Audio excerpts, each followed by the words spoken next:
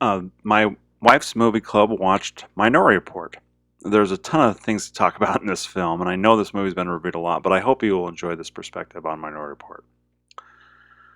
The start of the film introduces us into a technology that can take the images from one person's head and record them for display on a computer system. The technology is being used to capture the images of three persons who, because of drug abuse, they have damaged brains, and as a side effect, they can see the future. The only future they can see is murder. We are not told how the visions are limited to the DC area or what the limitations are really. And it doesn't predict theft, rape, kidnapping, or other crimes. It just predicts murder. The process is carefully guarded and has been in place for 6 years. There are many things that ensure the process is not tampered with.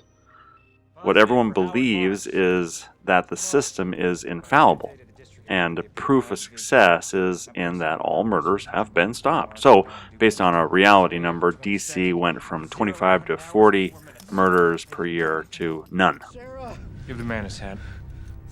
Oh God. Don't put that halo on me! Sarah! Put your hand on your head. Help me! I wasn't getting to anything! Officer Scott with the Pre-Crime Trauma Response Unit. I want you to sit here a minute and listen to me. Your husband is being arrested. With the success of the program, there's a push to make the system expand to the nation. It's not explained how this would work, but did they move precogs or whatever, but later we learned that the three precogs work together in the visions, and while they are always correct, sometimes they disagree. This seems like a flaw in the system and a contrary statement. How can they be correct and disagree? The disagreement is called the Minority Report. Somehow, the vision of one doesn't match the other two, and when we interpret them, there can only be one conclusion. Therefore, that which is the minority is disregarded. The film keeps drawing attention to the eyes and asks us, do you see? It is through your eyes that you process and know the world, and it is our eyes by which we are known in this futuristic world. Our eyes become our identity. They allow us to access areas in some cases. They identify our habits. So it is not lost on us when John gets new eyes as he starts to question the pre-crime system's accuracy. And just like the precogs are never wrong, what our eyes see is not wrong. However, it doesn't mean one is seeing the whole picture, and you may disagree with others who see the same picture or image or vision. The problem with seeing is you don't see a lot of what is going on, and your brain will take shortcuts to fill in the blanks.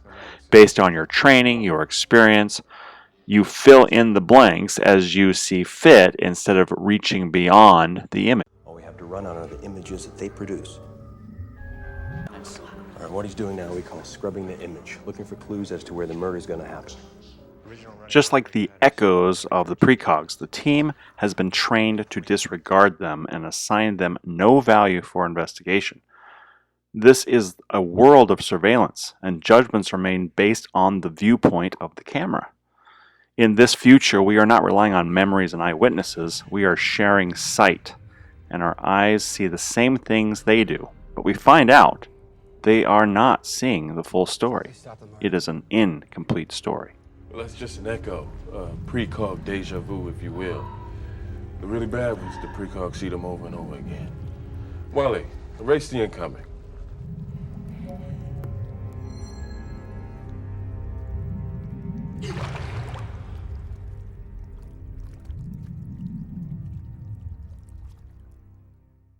I know this is a delicate subject, but recently George Floyd died in the custody of police. We have all probably seen the videos, or at least one of the videos, of what happened. When you saw it, what did you really see? Well, some people saw racism, some people saw police abuse, some people saw opportunity, some may have seen a murder, some saw normal police procedures, some did not see any of these, but were told how to see it or how to interpret what they were seeing.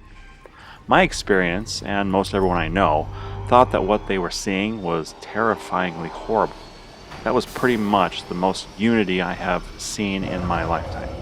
And yet, as a result, we saw more division and destruction than we have seen in a while. The video did not definitively state any of those things, true or not. Like any video, it was only one piece of what was actually happening, so understanding becomes, well, difficult. Later, the autopsy report had 3 times the lethal dose of fentanyl in the system. The second video showed that he had been saying, "I can't breathe," before the police were touching him, and that they were 3 police on his back and legs behind the police car, not visible in the first video that I saw. The first video I saw did not show how they got on the ground, what decisions were made, but we were all very convinced there was no reasonable explanation, and the condemning started. Now, after additional viewpoints were released, did it change your initial point of view? Did you say, "Oh, it wasn't what I thought," or did you dismiss the echo and decide all additional information or views were slander? Whatever your viewpoint, the question is, why did you see it that way? For me, they were not protecting and serving. They were harassing and abusing their power. Why? Because that's how I see police. My eyes have been trained. My interactions with police have never been positive. They have always been what I see as overreaching and abusive. They play favorites. They don't apply the law equally. I could go on. Now, I will say I do not see how anyone saw racism in this act, but I don't have that mindset. To me, and my eyes, the only way I see racism is to judge the situation based on skin color, which to me is a form of racism in and of itself. I never did see a video of the cop being racist or saying racist things. It was never shown that he was part of a hate group or had a history or any of those things. However, even when I found out the victim was drugged out of his mind, was resisting arrest, and all the rest, I still had a hard time justifying why he was put on the ground in that way. But I did begin to see it differently. When I saw that there were other officers holding him down and the video showing how he got there, I began to see this might be how police work sometimes. But it did not change my mind that sometimes cops go too far and are abusive. When I found out the history of George Floyd and how he robbed a pregnant woman holding a gun to her womb while his associates went into her house destroying and stole things from her, plus other crimes, then I started to think, I don't know what is going on there.